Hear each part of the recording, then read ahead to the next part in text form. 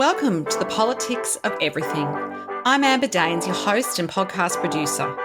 This is a half hour of power, a podcast dropping every week where I unpack the politics of everything, from money to motherhood, nutrition to narcissism, startups to secularism, the environment, equality, and much, much more. Our guests are seasoned in the field or topic of their choice, even if you've not heard of them yet. This is a non-partisan show. So while I love exploring varied views and get a buzz from a healthy debate of ideas, this is not a purely blue, white, green program. Please subscribe, tune in and enjoy the politics of everything. A new economy sounds great, right? More opportunities for change and equality and a new paradigm of power. Well, my guest today agrees. Don Golden is a humanitarian, a pastor, and the founder and impact investment strategist and fundraising consultant behind Just Capital Quotient, or JCQ, a consultancy helping thriving businesses become forces for good. After 30 years of working in the most challenging humanitarian contexts, Don is convinced that a new economy is what the world needs most. Don and JCQ are preaching this new economy and their clients are listening and becoming more competitive and profitable in the process. He's also the co-author of Jesus Wants to Save Christians with Rob Bell. He has been interviewed in the Huffington Post, the New York Times, CNN and NPR. In addition to his work with JCQ, he is the Chief Impact Officer at Threefold Private Equity. For anyone keen to reframe the way the economy works, this show is for you. So welcome to the Politics of Everything, Don. Thank you so much, Amber. Great to be with you. Podcasting remotely can be challenging, but it doesn't have to be. Since day one of the Politics of Everything, I have relied on Zencastr's all-in-one solution to make the process quick and painless, the way it should be for those of us who just love great content and want to get our ideas out into the world. If you know me, I'm obsessed with quality in terms of my guests, my sound, and everything about my show has to be great the first time. I'm time poor. It's so easy to use Zencastr. I'm not tech savvy and you don't need to be either. There's nothing to download. Just click on the link and off we go. Zencastr is all about making your podcasting experience easy, and with everything from local recording to automatic post-productions now in their toolkit, you don't have to leave your browser to get that episode done, and done fast. I have a special offer for you, and hopefully you can experience what I have with Zencastr. Go to zencastr.com/pricing and use my VIP code, thepoliticsofeverything, all lowercase and one word, to get 30% off your first 3 months of Zencastr Professional. How good is that? I want you to have the same easy experiences I do for all my podcasting and content needs. It's time to share your story. Okay, can I ask you, what did you want to be when you were a little kid? And was that perhaps a pastor, an economist, something completely different to where you've landed? Can you tell us about your early ambitions? Yeah, actually, I wanted to be in Christian ministry. I wanted to be a pastor, and I wanted to offer the world good news. That's what my passion was as a young boy. Excellent. So it sounds like you followed that path. And so did that involve study to become part of a ministry? What was that early kind of years of your life like once you'd finished school? Yeah, well, I came of age when the Berlin Wall was coming down. People will have to dig back into history books I remember to find out more about that. But I was invited to join a ministry serving refugees in Vienna, Austria. And that was really my deep dive into what you might call a holistic understanding of life and ministry, that humans have a whole range of needs, and refugees don't need to be preached to. They need a place they can call home. And that if you really care and if you really want to be something of a divine agent in the world, you need to be looking at the fundamental challenges that people face in the world. So my interest in theology and ministry led to an interest in the world of nonprofit human development. And then that led to political activism. And then that ultimately led to where I am now in impact investing and working for a new economy. So for those of us listening who might find this concept fascinating but maybe not understand it, how would you describe this idea of a new economy or the new economy?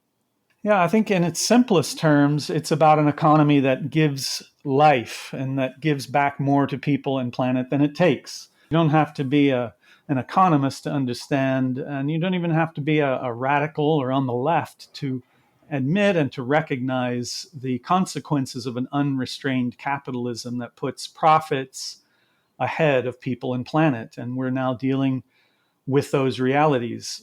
On the other hand, it doesn't help to just have negative things to say about the economy without a program to bring change. And my view is that capitalism can be a tool for good if it is used in a way that is conscious. Absolutely. So tell us a bit more about this idea of impact investing and why does it really matter? I think you've touched on it a little bit with the description of what that new economy would perhaps look like. But impact investing is something which I think a lot of people are curious about, a lot of companies are looking for, but I always feel like they teeter around the edges sometimes rather than going all in because they worry about profit, they worry about long-term growth, those other things which obviously are part of an investment cycle. What's the real bonus of having impact investing as part of your core strategy? Yeah.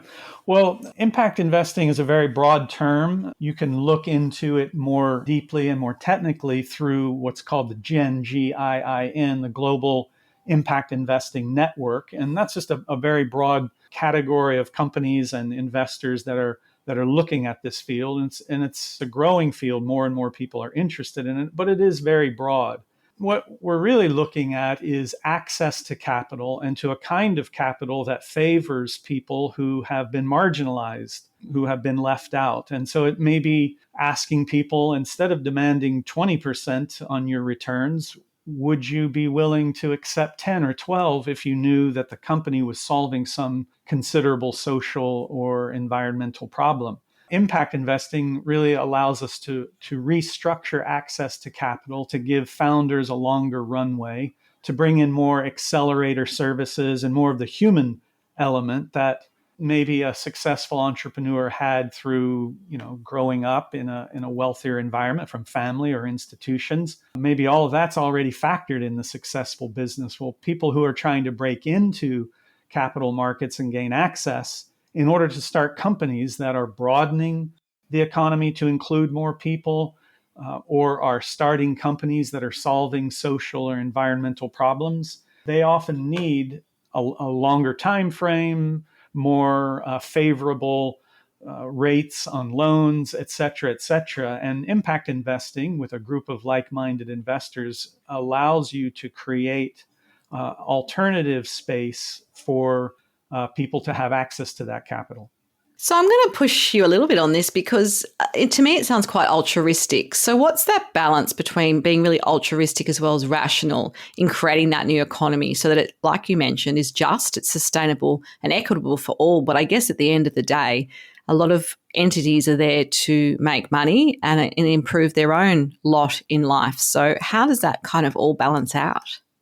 Yeah, well, that's the word balanced is critical, and we use something that we call the balanced impact scorecard, and we're really looking at, we have to be profitable. Let's be honest. If a company is not profitable, if an investor in an investment vehicle is not profitable, it goes under, and that's not capitalism. So if we want to be conscious anti-capitalists, well, we need to go in a very different way. But if we want to be conscious capitalists, then businesses and investments have to be profitable. But our view is that we should expand our definition of profit to include, yes, financial profit, but also people and planetary resources and the places. So, being a preacher, I've got the 4 P's there. You've got financial profit, but you have planetary resources, accounting for business impacts, product life cycle, business ethics, that sort of thing, but also the places where our businesses, where we live and work, the economics and quality of life of the people where our businesses are placed. Those places should grow and they should become more thriving because there's a good company in its midst. And then the people should have access to more life and a fuller life, a more nourishing and flourishing life. So we actually think, and there's a growing body of evidence that you can find through the Jen and through others doing research on this, that the more we are taking seriously those multiple capitals, the more our businesses can thrive. So this is not about, losing money in the name of altruism. This is about building resilience into the economy in such a way that our people and that our planet can continue to be healthy and that our businesses can truly thrive. So there are many coaching businesses out there in the world. You just have to go onto LinkedIn and it feels like everyone's a coach of some sort these days. How do you coach leaders on their own inner journey and I guess have those applications ready for them, the tools ready for their companies that they can be sort of, going down this path of impact investing? What makes, I guess, your entity different or special? Well, yes, you're right that there are a lot of coaches today. There are also a lot of mindfulness coaches. You had Michael Bunting on one of your shows, and that was Yes, he was fabulous. phenomenal. Yeah. And that's really an important element about being human. Just being present, being mindful, learning from these ancient practices. I come at it from the contemplative Christian tradition, but learn very much from many traditions. So that's just an important thing that all of us can do to become healthier, more productive human beings, to have more peace and joy. Our specialty, and I think maybe it's because of my background as a pastor, but our specialty at Just Capital Quotient is connecting self-discovery with purpose and business, and really beginning to tie the impact of your business to your deeper yearnings and desires as a human being. And we bring a lot of faith to that. It's not a creedal faith, a Christianity or anything. It's kind of what you might call an anthropic faith, a belief in life, a belief in humanity and our destiny to bring more life into the world than we take. And so our specialty is connecting mindfulness to self and business purpose discovery. And through that balanced impact scorecard, we really move out from the authentic self into the world, into the market, and we help companies do what we call compete on impact. That is, how can you become the indisputable leader in your industry because you are bringing more life to people and planet than you take? That people are choosing you, either investing in you or choosing your products and services because you have a verifiable pathway to bring life to that industry. And we're finding that happening in very surprising industries. What sort of industries are you thinking of when you mention that? Yeah. Well, when I began working with a group of painting and coating companies, I didn't know anything about paint. And honestly, would have to tell you that I didn't really care about paint. But I actually learned that both from an anthropological side, humans have always sought to beautify, preserve, and protect. It's something in our DNA, it's in our bones. It's also tied to asset development, REITs, our ability to manage our property, where a lot of our investments are located. We actually have to preserve and protect our buildings, otherwise they will dilapidate and they'll lose value. And so the company that can find ways to ensure that the labor that goes into that work and the materials bring more life than they take, that they give back more than they take, that company can actually win. And we're seeing that happen. In one particularly is a roofing company. Landfills in the US, the number 2 item in landfills are roof tear-offs. And so working with a company that's found a way to preserve roofs, not tear them off and put them into landfills, that company is winning on impact, competing on impact and winning. And we actually think if we have to do it as humans, then there must be a way to figure out how to do it in a life-giving way. And the entrepreneur who figures that out has that leadership, that category of one status. Absolutely. So give us some examples, if you might, of how managing risk in this space addresses that problem of privilege. And I say problem of privilege with a very loaded, obviously, intention there, because we are talking about more just processes and systems and ethics within a business. So I'm assuming we're addressing that idea that, we used to joke in the 80s, whoever dies with the most toys wins kind of thing. But I think we've moved from that. So, the anecdote to that sounds like what's happening now. But how do you manage the risk? Because there's a transition for a business that might have to suddenly change how they've done things for perhaps a long, long time.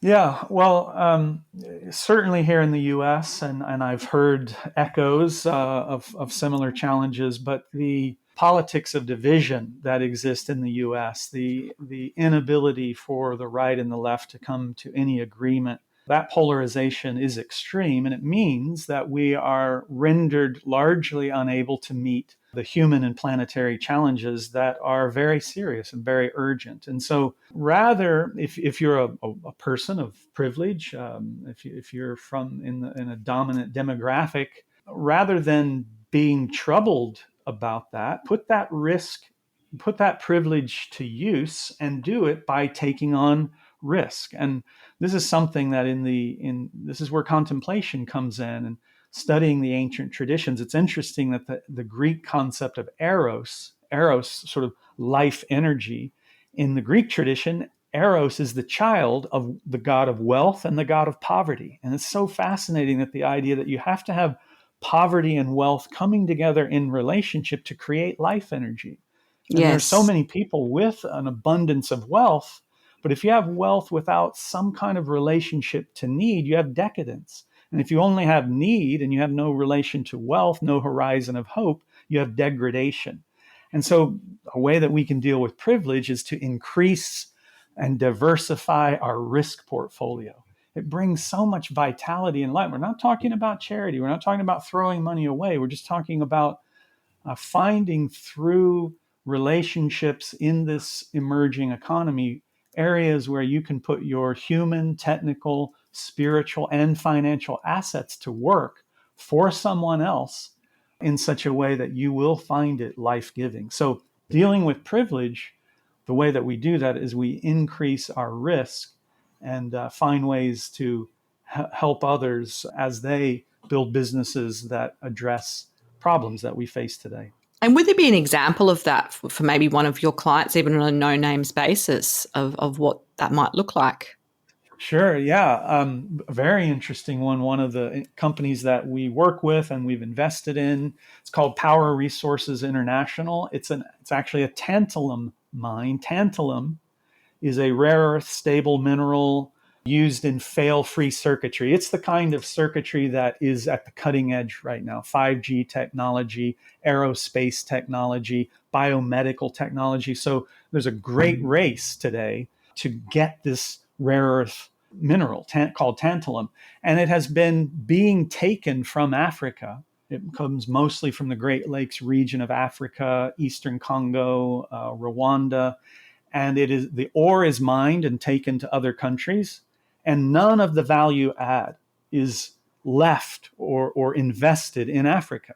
All of that value add, all the real profit, all of the building up of technical and human capacity to make all that circuitry do its magical work to keep our lives so well connected and developing, is located outside of Africa.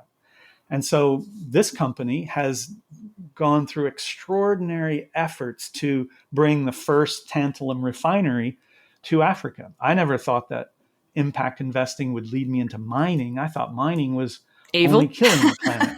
Yeah, exactly. But you actually find out if almost everything that we use has either been farmed or mined. And Absolutely. So we can't look away. We have to find a way to do it in a life-giving way. And we've come across someone who has, and we've thrown our lot in. Another one of our companies that we're investing in, Quantum Mental Health, is bringing the exciting new field of psychedelic assisted therapy to the underinsured. I live here in Baltimore in the U.S. on the campus of Johns Hopkins University, where a new generation of research is going into psychedelics and its powerful support and help for example, those with addictions or those with trauma. But a lot of those services end up becoming available only to the wealthy. Insurance companies aren't yet covering it. And so this company, Quantum Mental Health, making these unique ancient traditions and ancient medicines available for the underinsured, that's something that we think is valuable. We love the founder and what they are doing. And so we've jumped in, and it's that kind of thing that we get to be a part of. It's super exciting. There's risk, but there's also opportunities to get involved. So those are a couple really exciting examples. Fabulous. So, in your view, how can profit and social equity work best? What's the kind of the ideal version of that, if not balance, that sort of marriage between those two?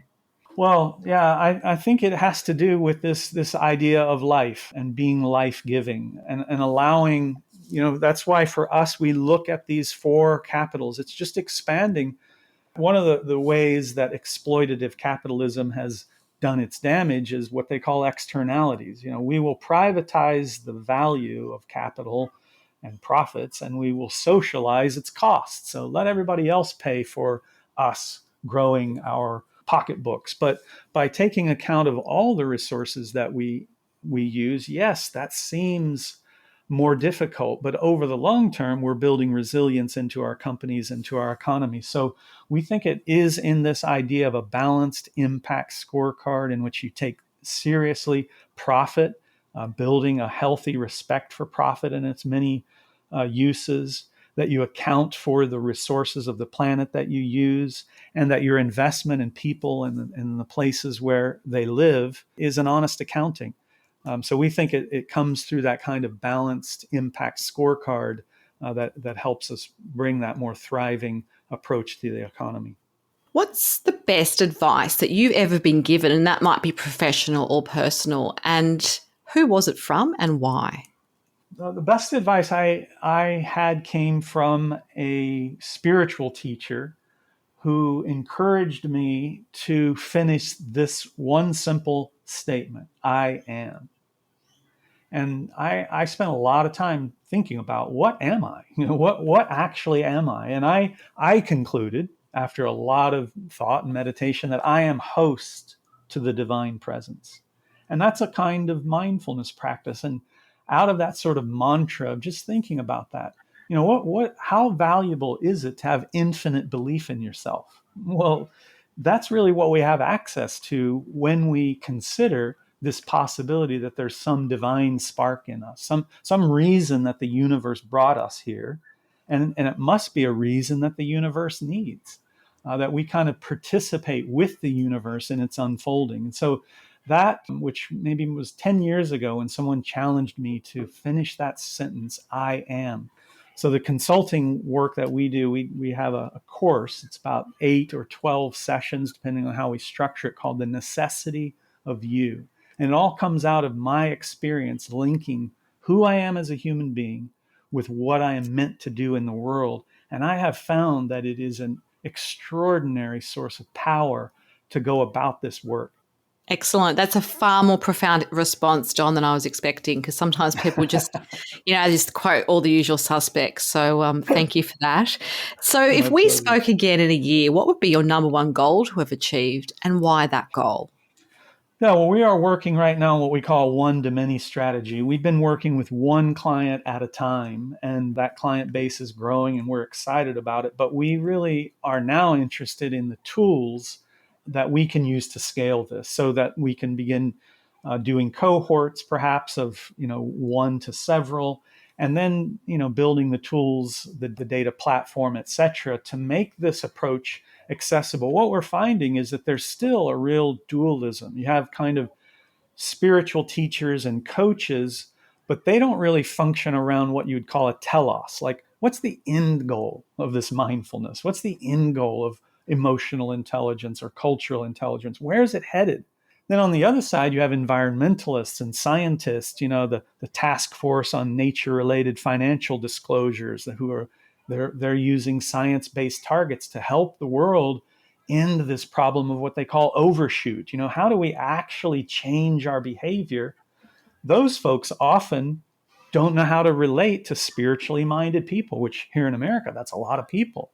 And they don't really have a unifying meta narrative to help people come into shared action on behalf of people or the planet. So I would like in a year to have more of those tools in place that we can take these strategies and approaches that we're doing one-on-one and make them available to many.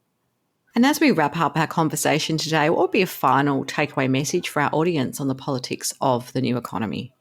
Well, I love being in one-on-one conversation. For me, I see a time with you, Amber, as a way of kind of amplifying a conversation. And I invest a lot of time in one-on-ones with anyone who really cares about this stuff. And so, for me, coming to find us at justcapitalquotient.com, I've actually created a little gift there. So a /gift for just an introductory idea about how you can go beyond maybe charitable giving into doing good through your business. So, for me, it's reaching out. There's a way to connect to me on that website, justcapitalquotient.com. I would love to be in conversation with anyone who's motivated by the possibility of making an impact through their business. Fantastic. And of course, if you do want to contact Don, there is those details and also some other information in our show notes. Until next time, take care. Thank you so much. Thanks so much for listening today. If you've enjoyed the politics of everything, I thrive on your feedback. So please add a short review and share the podcast with your network through Apple, Spotify, and all the usual suspects. I'm always on the hunt for new and diverse guests, so if you or someone you know has a fresh idea you're busting to get out there, please email me at amber@amberdanes.com and my crew will get back to you very soon.